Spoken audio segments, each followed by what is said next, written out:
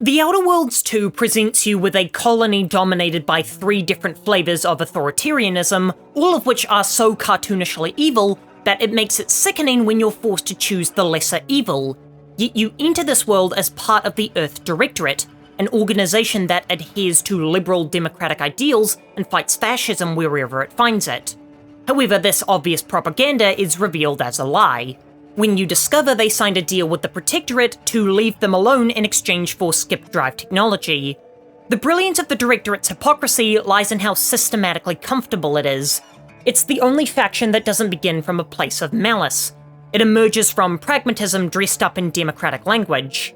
The reason they made a deal with the Protectorate is because to them, one agent operating in secret is more effective than open intervention, which isn't evil as a deliberate moral choice. It's evil as an acceptable byproduct of bureaucratic compromise, with the skip drives being worth more than their stated principles.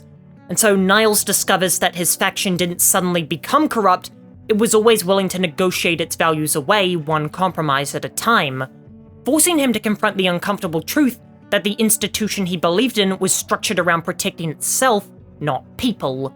What makes Niles compelling is that he can't stop believing in the possibility of the Directorate even after discovering its lies.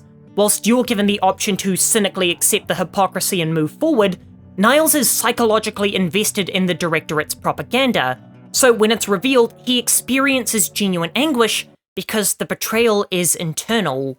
The game presents 2 paths for Niles, each of which reflecting a choice that faces a person whose worldview has been upended, leaving to protect his ideals, or sacrificing them in order to stay within the Directorate out of convenience.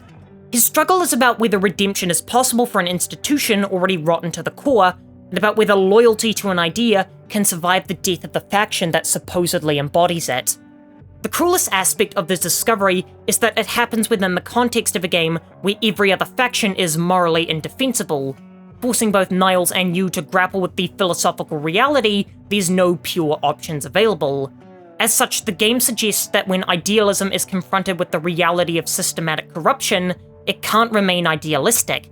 It either transforms into a pragmatic collaboration, or it becomes a lonely, isolated principle stripped of its institutional power.